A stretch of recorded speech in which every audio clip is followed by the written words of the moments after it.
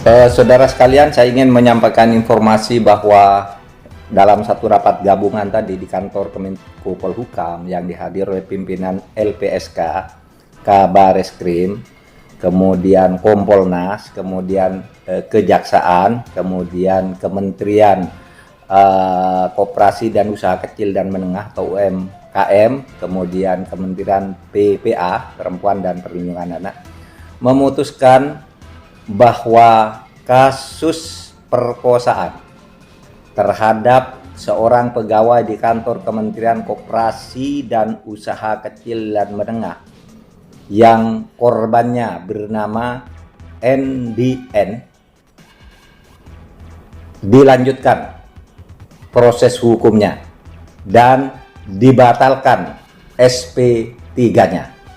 Oleh sebab itu, kepada 4 tersangka dan 3 saksi,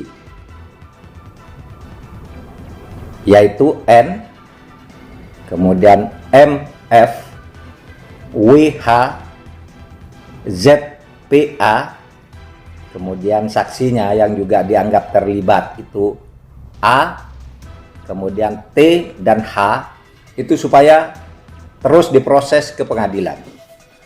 Alasan SP3 atau penghentian penyidikan karena pencabutan laporan itu tidak benar secara hukum.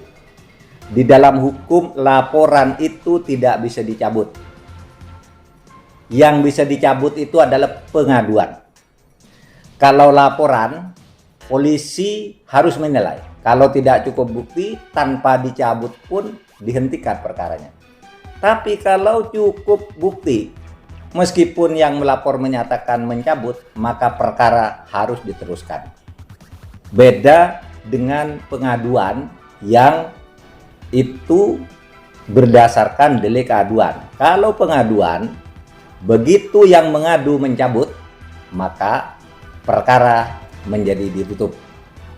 Kemudian alasan bahwa pengeluaran SP3 berdasar restoratif justice, perdamaian antara pihak-pihak yang bersangkutan, selain dibantah oleh korban dan keluarga korban, dan juga dibantah bahwa mereka telah memberi kuasa kepada seseorang untuk mencabut laporan yang itu pun tidak sah, maka restoratif justice itu hanya berlaku untuk tindak pidana tertentu yang sifatnya ringan, misalnya delik aduan, ya.